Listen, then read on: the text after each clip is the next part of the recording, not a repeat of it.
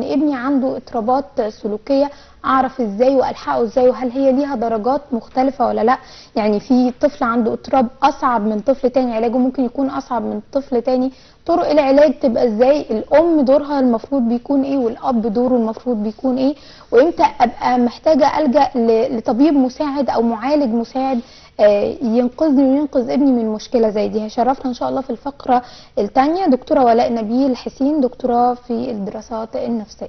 دلوقتي فاضل ايه يا صفاء؟ فاصل بقى ونرجع مره تانية لاولى فقراتنا، خليكم معانا. مشاهدينا رجعنا لكم مرة تانية.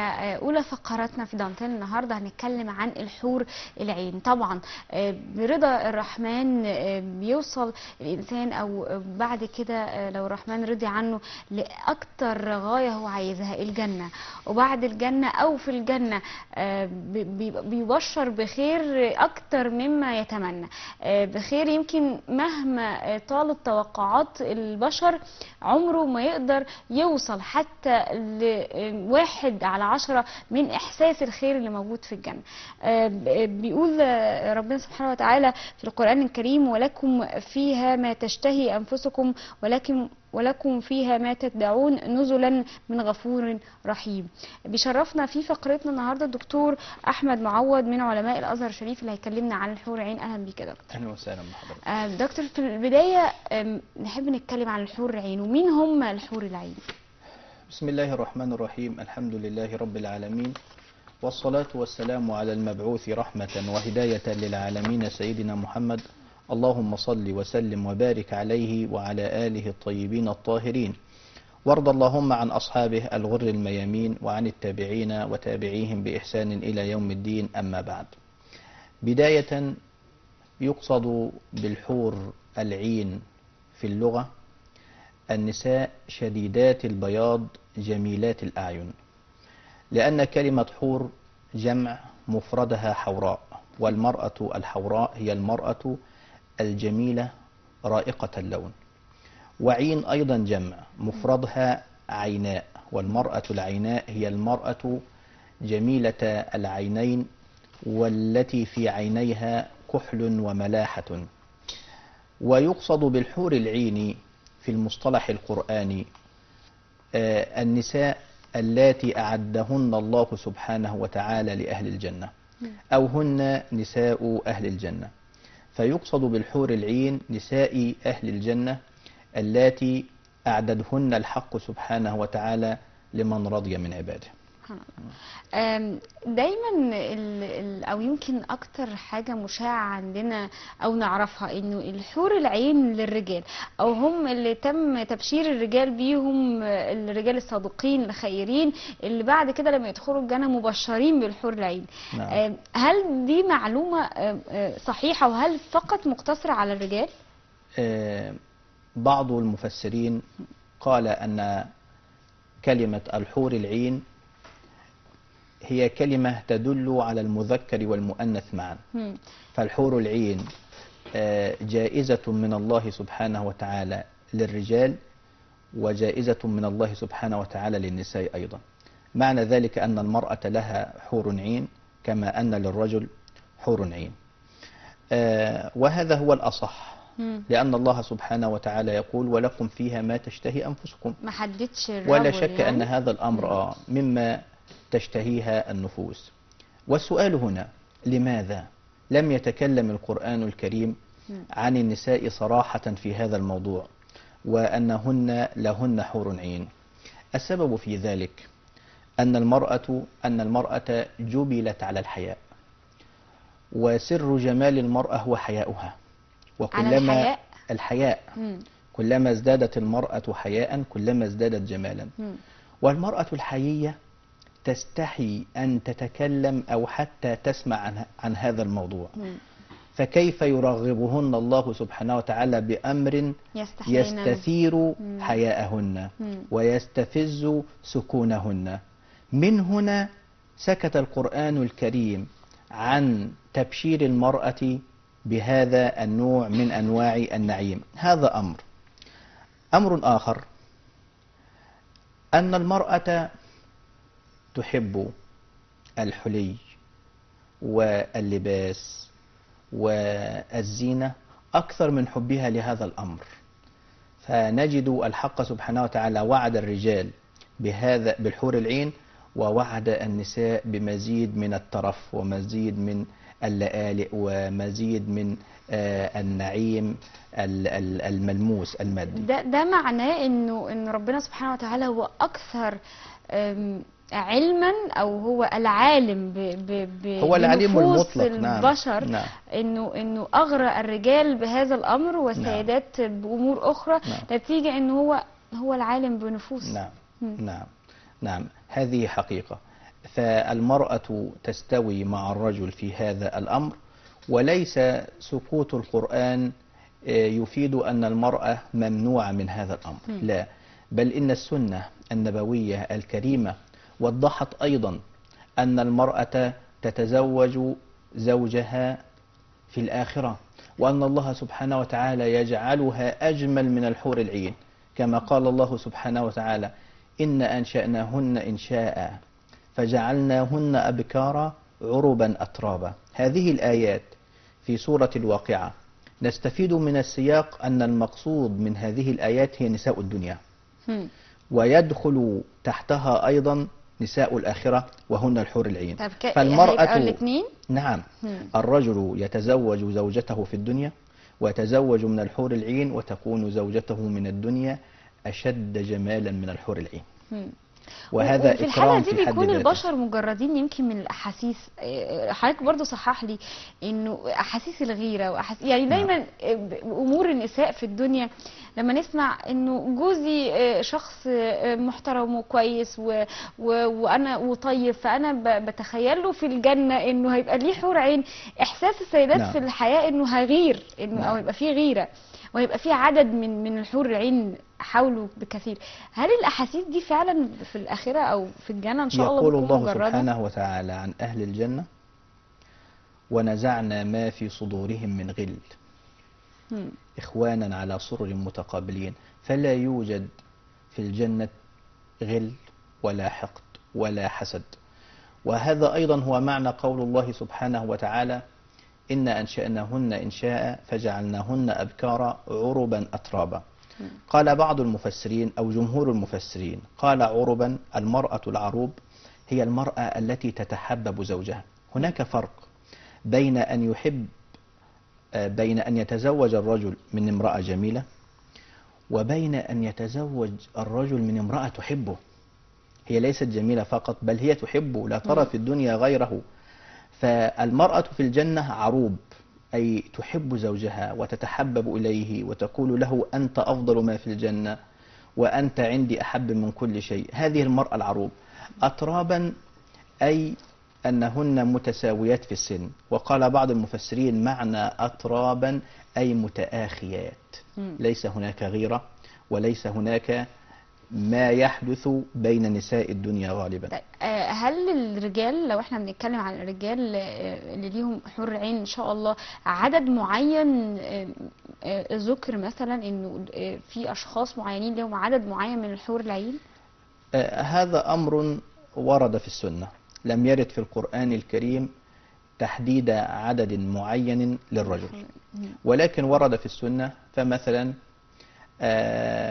حديث المقداد بن معد يكرب قال النبي صلى الله عليه وسلم: يغفر للشهيد عند أول دفعة من دمه، ويرى مقعده من الجنة، ويؤمن من الفزع الأكبر، ويزوج ب72 من الحور العين.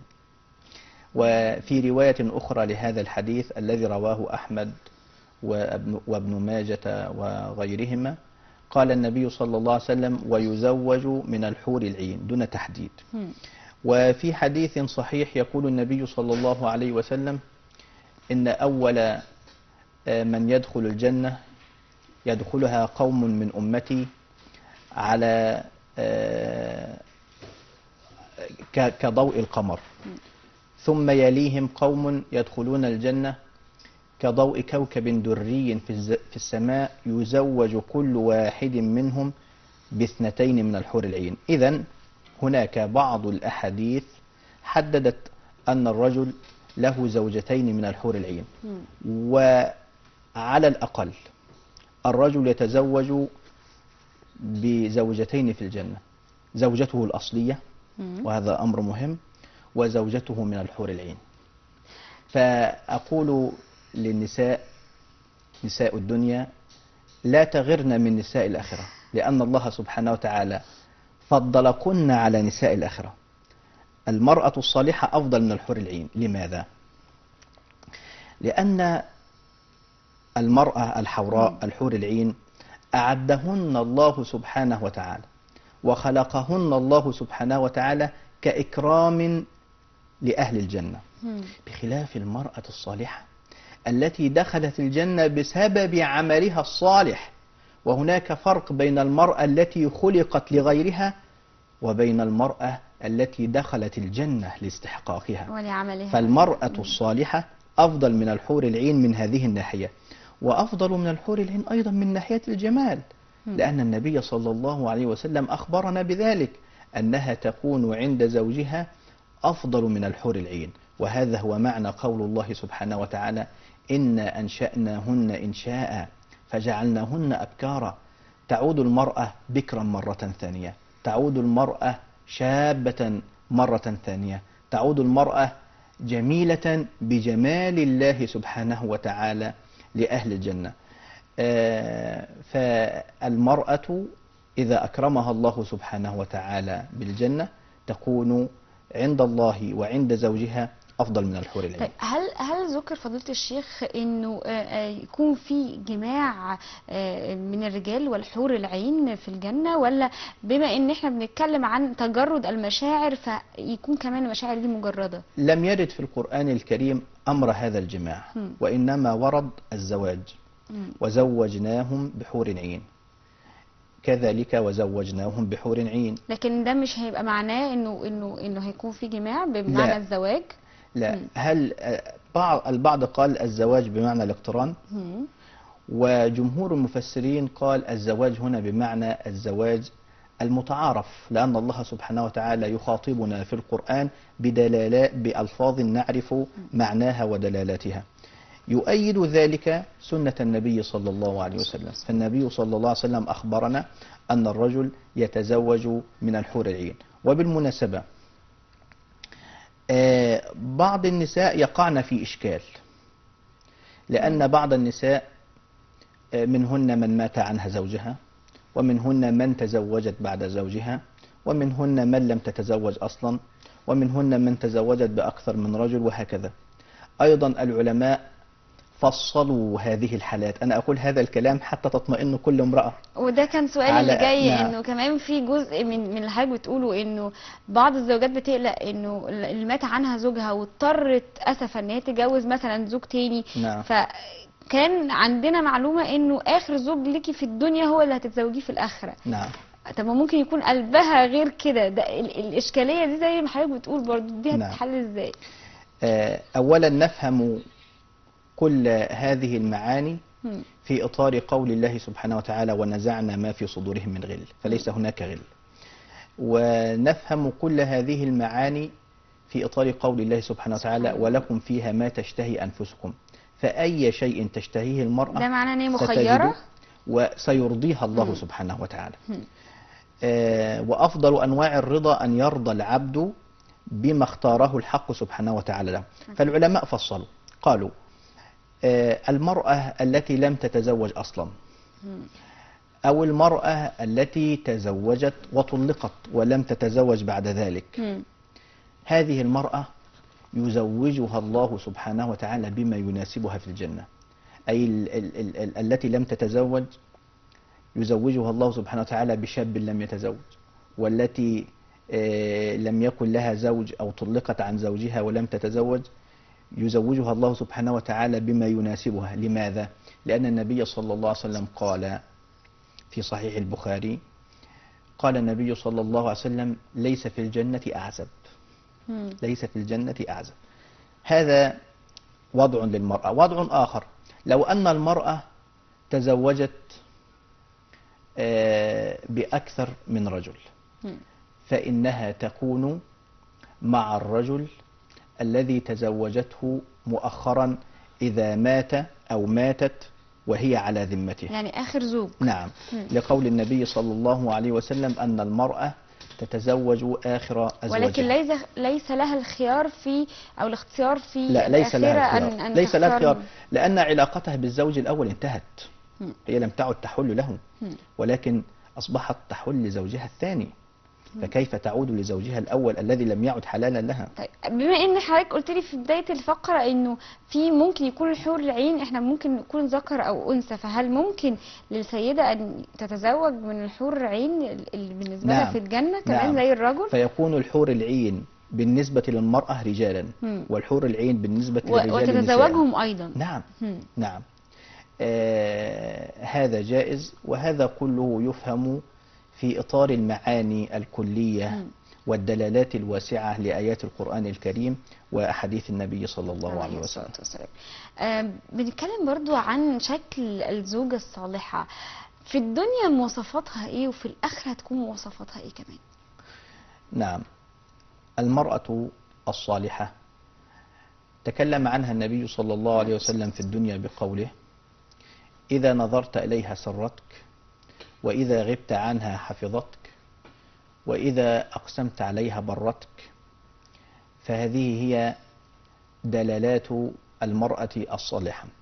كذلك هذه المرأة تكون في الجنة كما قلنا أحب وأفضل عند زوجها من الحور العين أنفسهن.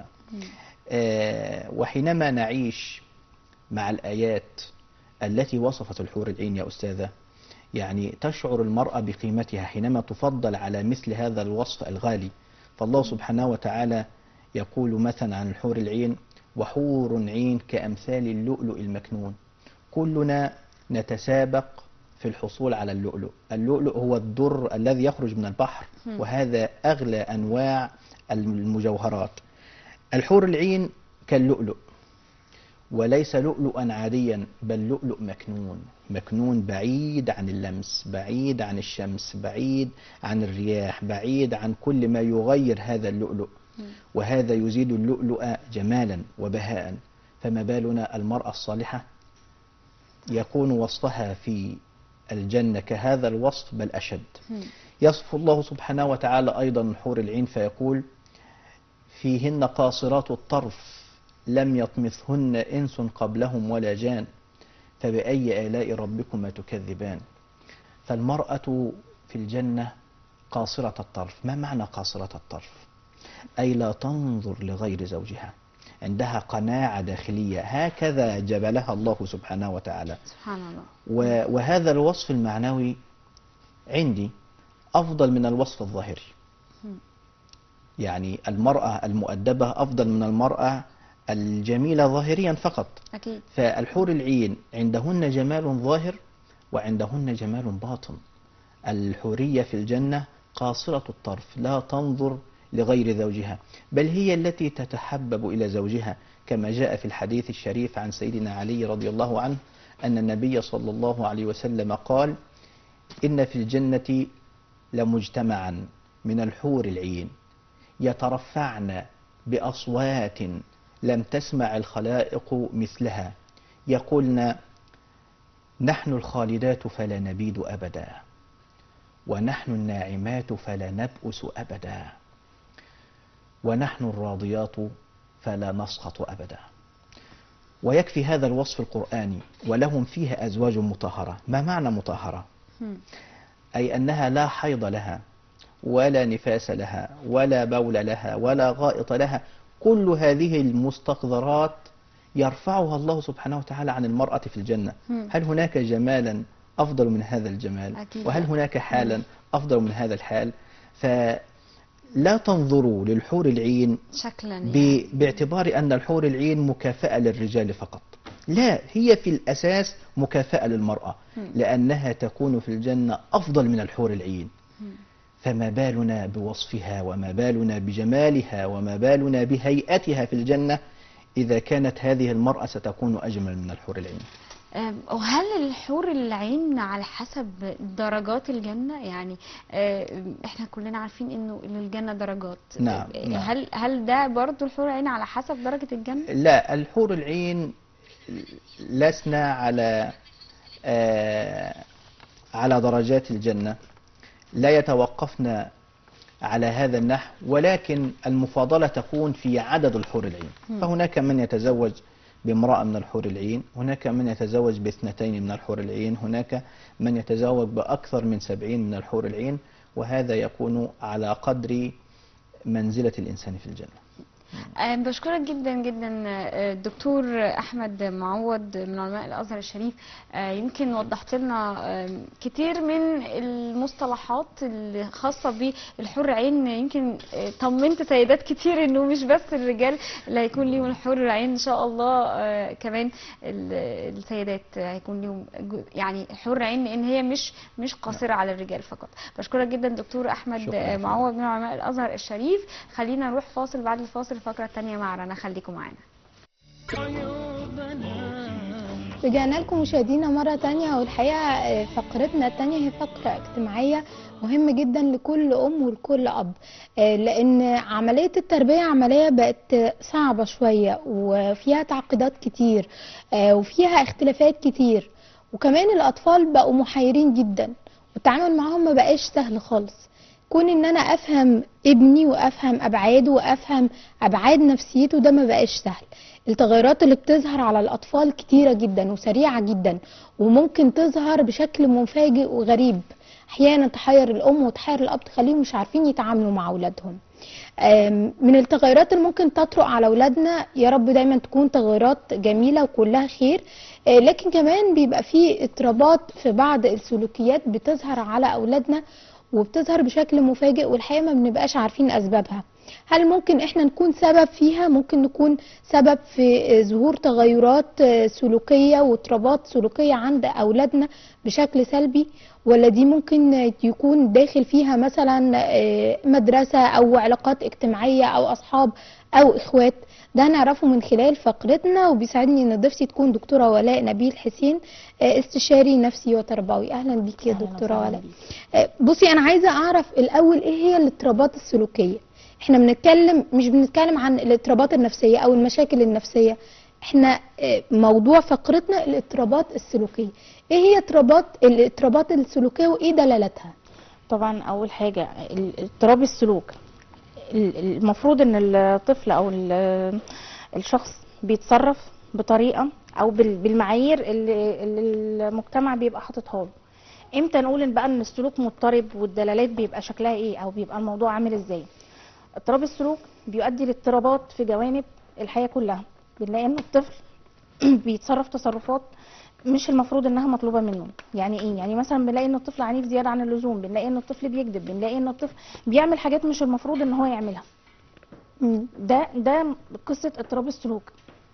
ان انا ببقى متوقعه من الطفل تصرفات معينه او سلوكيات معينه بيعمل عكس، او معوداه ومربياه على حاجات معينه وبيعمل حاجات تانية احيانا. تمام، اوكي. طيب ايه بقى معايير الحكم على ان يبقى انا عندي طفل عنده اضطراب سلوك؟ ايه هي المعايير؟ ممكن ان الطفل يكون بيتصرف التصرف دوت بس ما عندوش اضطراب سلوك. عندنا 5 معايير بنحكم من خلالها ان كان الطفل دوت سلوكه مضطرب ولا لا. المعيار الاولاني ان احنا بنلاقي ان الطفل دوت بيكرر السلوك في اكتر من مكان. ندي مثال بسيط. لو طفل عدواني بيضرب، الام بتيجي تشتكي ان ابنها عدواني، بنلاقي ان سلوك العدوان دوت ممكن يكون بيظهر في المدرسه. الطفل عنيف مع اصحابه، تيجي تساليها في البيت ايه الاخبار، الولد مثالي جدا، مفيش، ما بيضربش حد، في النادي الدنيا عامله ازاي، في علاقاته الاجتماعيه التانية. هنا ما نقولش ان ده اضطراب سلوك. ليه؟ لان السلوك المضطرب ما تكررش في كذا مكان. ممكن يكون السبب في المدرسه ان في حد بيضايقه، ان هو مش متقبل المدرسه، في اسباب كتير جدا، ممكن حاجات تانية، لكن حاجات مش اضطراب في السلوك. ليه؟ لان هو بيسلك السلوكيات السليمه في مواقف تانية، فهنا ده كده مش اضطراب سلوك. ده اول معيار بحكم بيه على الطفل. اول معيار او اول مقياس اللي هو تكرار الخطا او تكرار الخطا في كذا مكان. تمام. المعيار الثاني قصه الديمومه. يعني ايه الديمومه؟ يعني ان السلوك يفضل مستمر مع الطفل شويه. حصل مثلا ان الطفل دوت السلوك ظهر عنده وبعدين اختفى وبعدين رجع ظهر تاني، يبقى هنا كده ده مش اضطراب سلوك. ده ممكن يكون في مؤثر خارجي بيدفعه ان هو يعمل السلوكيات دي. فهنا ده كده مش ما اقدرش اقول ان ده طفل سلوكياته مضطرب. طيب المعيار الثالث ايه؟ ان السلوك ما يكونش طفره نمو. يعني ايه بقى طفره نمو؟ يعني ان الطفل ما يكونش السلوك اللي ظاهر عنده دوت طبيعه المرحله. يعني ايه طبيعه مرحله نموه؟ في طفل احيانا بنلاقيه عنيد، اي حاجه تقوليها له يقولك لا. مم. الطفل دوت ممكن نلاقي ان هو عنده حته اثبات الذات. يعني ايه اثبات؟ عايز يثبت ذاته. في مرحله من مراحل نمو الاطفال قصه اثبات الذات او حب اثبات الذات بيبقى طبيعه المرحله دي. طب ايه طب المرحله دي من سن كام لكام تقريبا؟ اثبات الذات من اول سن ال6 سنين لحد سن 9 سنين. بنلاقي ان دايما بنعاني في قصه العناد او اثبات الذات، او ان الطفل بيرفض كل الاوردرات او كل الاوامر اللي متوجهه له او حتى النصايح في المرحله دي تحديدا. لان هنا الطفل عايز يثبت ذاته، عايز يقدر يقولك ان انا بقدر اعمل، ان انا بقدر ارفض. اول 6 سنين في حياه الطفل بيتشبع بالحاجات اللي حواليه. بيبدا ان هو يكتسب من هنا معلومه، يكتسب من هنا تصرف، يكتسب. هيخرج الحاجات دي امتى؟ في مرحله الطفوله المتاخره اللي هي من 6 سنين لحد 9 سنين. تمام. فبنلاقي ان الام لما بتيجي تشتكي ان الطفل عنده مشاكل في الجزئيه ديت ممكن يكون طبيعه المرحله. فبنحاول نفهم الام ان عشان بس ما يبقاش عندنا خلط في الامور. لا، ما هو احنا بنتكلم عن الاضطرابات السلوكيه، لكن لازم يكون عندنا وعي بان كل مرحله برضو ليها طبيعتها متطلبات وليها متطلباتها وليها شكلها اللي بيختلف من مرحله للتانيه.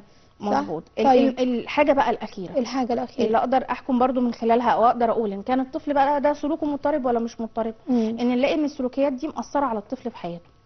يعني مثلا الطفل عنيد، فتلاقي ان السلوكيات ديت مأثره على علاقاته، مأثره على ادائه في المدرسه، مأثره على اكتر من حاجه.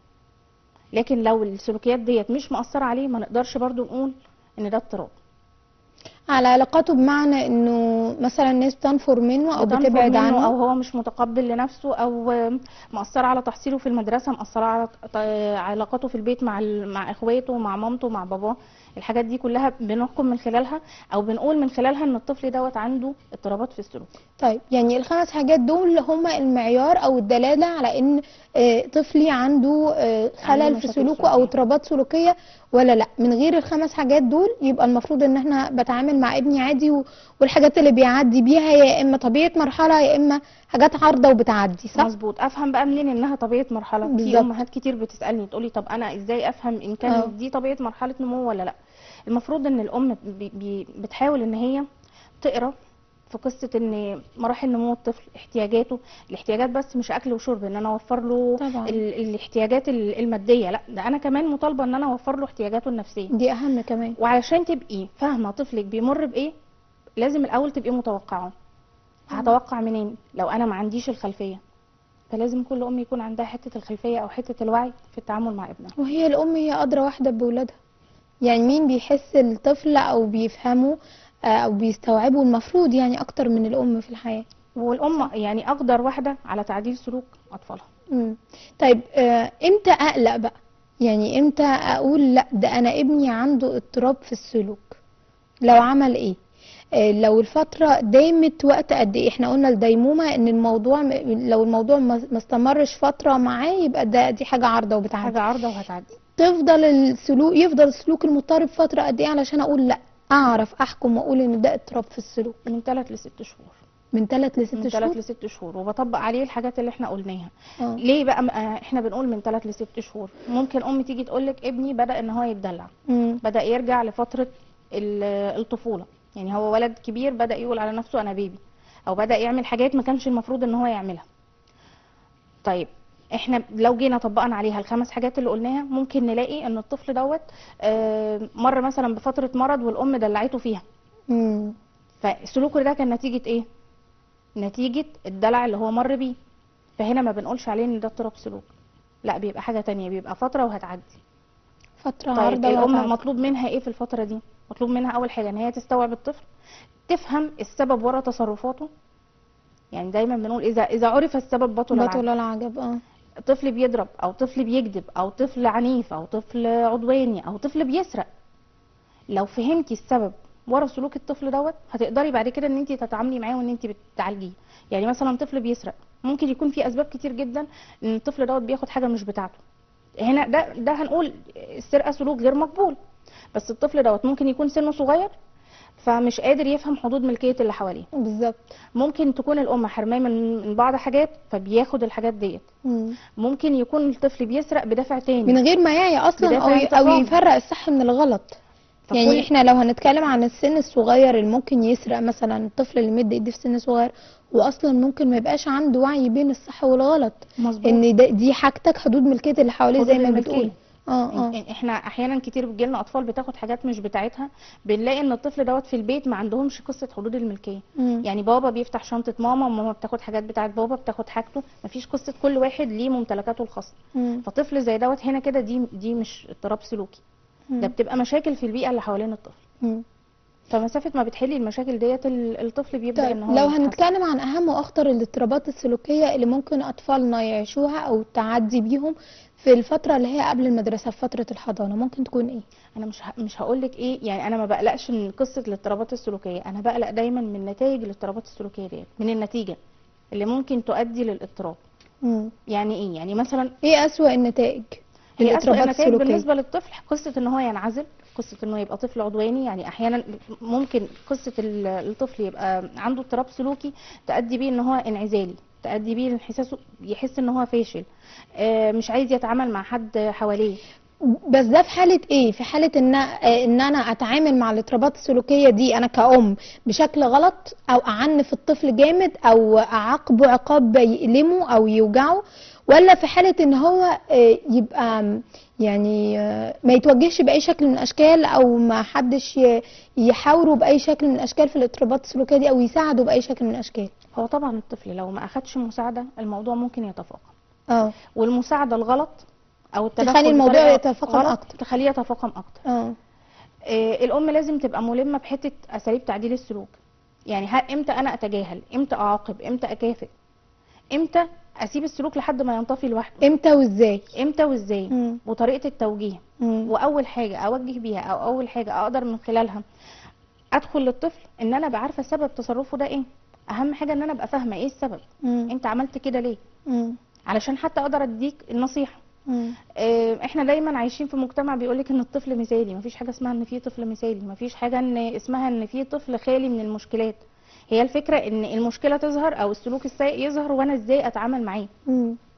ممكن بعد كده دوت بيبقى مؤشر للطفل في تعاملات كتير جدا، في مشاكل كتير جدا. الام لو تعاملت مع الطفل بتفاهم في اول مرة بنلاقي ان الطفل بعد كده ما بيخبيش عليها، بيتواصل معاها بطريقه سليمه، حتى بيقدر يحل مشاكله بصوره اصح. طيب قولي لي، خلينا نطبق كلامنا كده، او نحاول نتخيله ونطبقه مع بعض بشكل عملي. لو هنتخيل مع بعض كده ازاي الام تتفهم فكره تقبل الغلط، او ان هي تتفهم الغلط من ابنها، وبالتالي تعرف تتعامل معاه، او يكون رد فعلها الصحيح اللي ما ينعكسش على الطفل بعد كده باي حاجه سلبيه.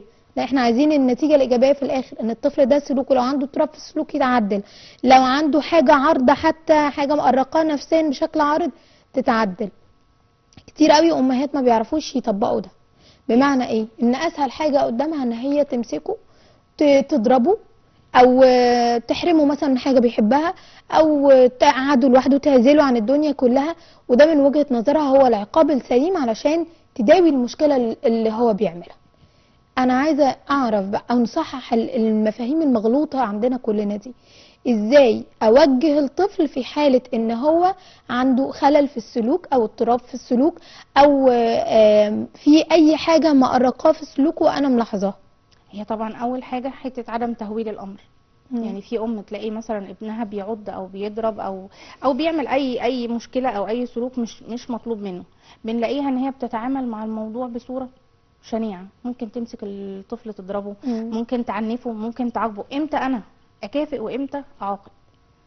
انت احيانا ممكن بتكافئي الطفل علشان يعمل سلوك مش مطلوب منه. انا امتى اكافئ وامتى اعاقب، وازاي اكافئ وازاي اعاقب؟ انا ده يهمني جدا. هي فكره لان احنا يعني فكره الثواب والعقاب دي مهمه جدا تكون ازاي عند الاطفال، ومردودها وابعادها النفسيه عند الطفل ايه. ما هو خلي بالك نفسيه الطفل عنده ترمومتر حساس جدا، وبيحس جدا بالقسوه، وبيحس جدا وبيعرف يفرق انا امي امتى يعني بتيجي عليا عشان تعلمني او عشان تربيني، وامتى هي بتقسى عليا، فانا بالتالي رد فعلي بيبقى غير متوقع بالمره. مظبوط. ففكره الكيفيه كمان ده ازاي؟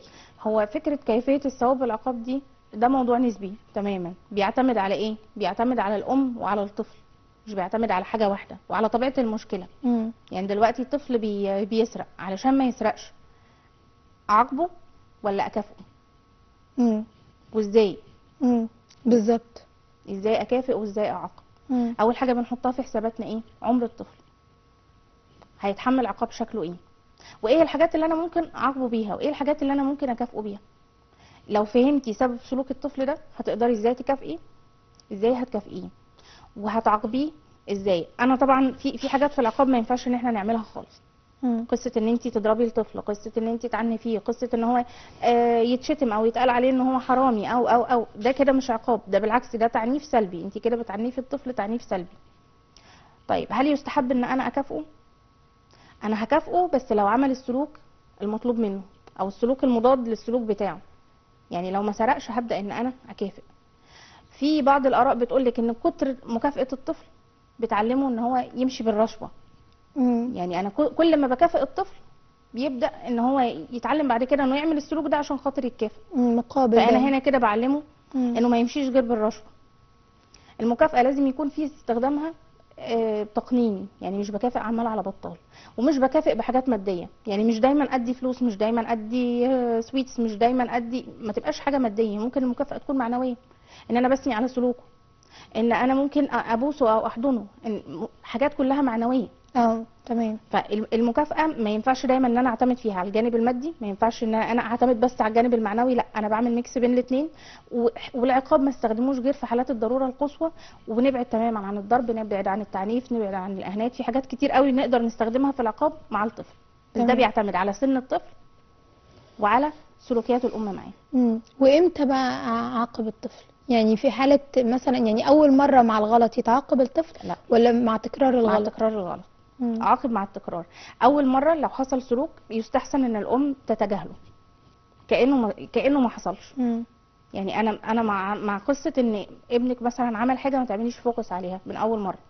لقيت ان السلوك ده متكرر معايا، ببدا ان انا الفت نظره مره واثنين وثلاثه. بعد المره الثالثه ببدا ان انا الجا للعقاب. تمام. طيب هل الاضطرابات السلوكيه عند الاطفال ممكن ما تكونش بس مكتسبة؟ يعني ممكن يبقى في أطفال مولودين عندهم اضطرابات سلوكية، ولا الاضطراب السلوكي هو شيء مكتسب بس؟ لا، الاضطراب السلوكي شيء مكتسب، بس أحيانا ممكن يكون الطفل عنده اضطراب نمائي بيؤدي لاضطراب سلوكي، اضطرابات في النمو بتؤدي لاضطراب سلوكي، خلل عقلي بيؤدي لاضطراب سلوكي. لكن أي اضطراب سلوكي عند الطفل مش مصاحب لخلل نفسي أو خلل نمائي أو أي مشاكل عقلية عند الطفل، ده اضطراب مكتسب أو سلوك مكتسب.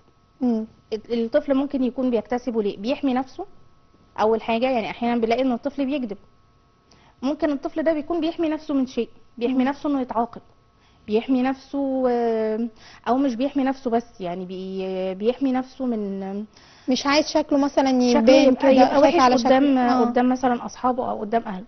ممكن الاضطراب السلوكي دوت او قصه الكذب ان الطفل يكون عايز يحصل بيها على شيء، وسيله لجلب منفعه او للاستحسان. فاهم حاجه ان انت تشوفي الطفل دوت سبب اضطرابه ايه او سبب مشكلته ايه، علشان تقدري ان انت تعالجيها. طيب فكره الاكتساب، هل ممكن تكون في بيئه مهيئه عن بيئه تانية لان الطفل يكتسب الاضطرابات السلوكيه دي؟ طبعا. دايما البيئه العنيفه الغير متفهمه للطفل، اللي بتشجع على العنف وبتشجع على العقاب، وبنلاقي ان الطفل فيها محطوط في صوره المؤدي. يعني الطفل كل حاجه بتبقى مفروضه عليه فيها، بنلاقي ان الطفل دوت بيحاول اوقات كتير يعبر عن نفسه، فبنلاقيه بيقوم بسلوكيات غير مقبوله منه في محاوله للتعبير عن نفسه بيها. ففي البيئه المتفهمه بتساعد على ان الطفل يبقى موجود وسوي نفسيا. البيئه الغير متفهمه بتساعد ان الطفل يبقى او بتؤدي بالطفل ان هو يبقى طفل شخصيه غير سويه، شخصيه عندها مشاكل سلوكيه، عندها اضطرابات نفسيه لما يبدا ان هو يكبر عنده مشاكل كتير. طب انا عايزه اسال سؤال برضو، هو سؤال واقعي شويه.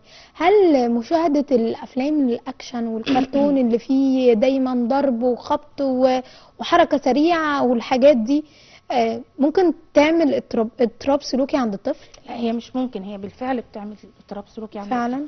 الطفل. يستحسن اول 4 سنين في عمر الطفل ان انا معرضوش لمشاهد العنف بصوره كبيره.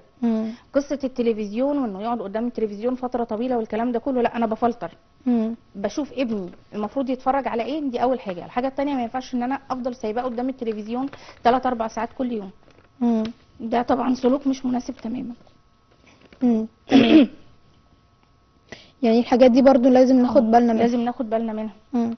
طيب اتكلم برضو عن موضوع مهم قوي. هل الاضطراب السلوكي هو درجات؟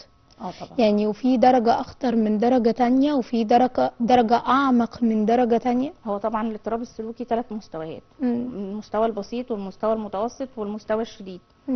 اصعب حاجة فيه المستوى الشديد، بس مش معنى كده انه مش قابل للعلاج، بس بياخد وقت اطول. المستوى البسيط ممكن ان احنا نلحقه يعني في فترة قليلة. قولي لي شكل كل مستوى كده ايه؟ لا هو مفيش حاجة اسمها شكل كل مستوى. كل اضطراب سلوكي بيبقى على حسب المشكلة وعلى حسب الحاجات اللي بتبقى تابعة ليه. يعني مفيش حاجة اسمها شكل كل مستوى. ممكن يكون في اضطراب سلوكي عند الطفل، مثلا الطفل بيكذب، ده كده اضطراب سلوكي بسيط، بنلاقيه ان هو بيستخدمه في مواقف بسيطه علشان يخرج من حاجه معينه. طب امتى بقى الاضطراب السلوكي دوت اقدر اقول ان هو عليه اضطراب سلوكي شديد؟ شديد انه يبقى قاعد مع الطفل سنين طويله بيؤدي بيه، بس مش ان هو مش بيكذب بس، ده بيكذب ويسرق، وبنلاقيه مصاحب باضطرابات سلوكيه تانية. فهنا اقدر اقول ان الاضطراب السلوكي ده اضطراب شديد. متوسط اللي هي ان ما بيبقاش او بيبقى بين الشده وبين البساطه.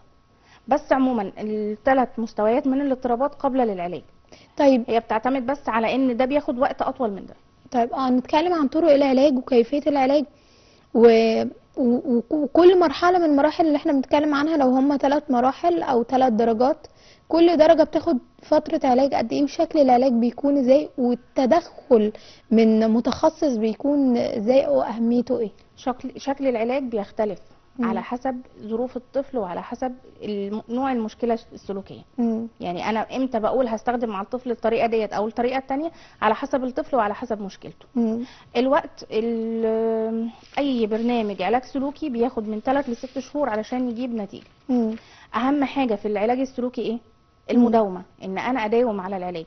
يعني في ام تقولك انا جربت مع ابني الطريقة اللي الدكتور قال عليها وما نفعتش. مش من اول مرة لازم نبقى حاطين في دماغنا ان مش من اول مرة الطريقة اللي انت جربتيها هتجيب نتيجة. العلاج السلوكي نوعا ما معقد وبيحتاج وقت، لانك بتتعاملي مع طفل احيانا بيبقى في مود، او احيانا بيبقى في قابل ان هو يسمع الكلام، اوقات تانية لا ما بيبقاش قادر ان هو يسمع كلامك. فالموضوع بياخد وقت شوية. يعني مش اسبرينة الطفل بياخدها فبيخف، لا الموضوع بيعتمد على حاجات كتير، بيعتمد على الطفل وعلى نوع مشكلته وعلى سنه وعلى الام وعلى مهارة المعالج ان هو يعمل تواصل بين الام وبين الطفل، يقدر يحسن البيئة. ففي اكتر من حاجة علشان اقدر اقول ان ده علاج سلوكي ناجح، او ان الطفل هيقدر يستجيب بسرعة او لا. ولكن الام عليها دور كبير جدا في العلاج. عليها دور كبير. طيب الام كمان اكيد عليها دور كبير في الوقايه بقى من الامراض النفسيه اللي زي دي او الاضطرابات السلوكيه اللي زي دي. بيتمثل في ايه دور الام في الوقايه من الاضطرابات السلوكيه؟ هو طبعا دايما اسلوب التربيه عليه عامل. الام لو بتربي بطريقه سليمه، في تنوع في اساليب التربيه، عندها نوع من انواع الحكمه، عندها نوع من انواع الصبر، مش انفعاليه بطريقه شديده، ما بتلاقيهاش بتعاقب الطفل بعنف. الحاجات دي كلها بتاثر ان الطفل يبقى عنده بالانس، يبقى في توازن في التعامل. على عكس الام التانية اللي بتعاقب بتعنف، دايما عايزه الطفل مثالي، دايما عايزه الطفل مؤدي للحاجات اللي هي عايزاها منه. فدي هنا بنلاقي ان الطفل عنده خلل كبير جدا. طيب الدكتورة ولاء نبيل نورتينا، كلامك كان جميل ومهم اكيد لكل الامهات اللي بيشوفونا. بشكر الدكتورة ولاء نبيل حسين، استشاري نفسي وتربوي. بشكر كل مشاهدينا اللي تابعوا معانا فقرة دانتيل ليوم الجمعة. كنا معاكم على مدار 60 دقيقة، على وعد بلقاء جديد وحلقة جديدة من دانتيل. اشوفكم على خير. وعايزين تعرفوا اخبار الموضة، شوفوا دانتيل. كل اللي يهمكوا اخباره مرصودة على دانتيل.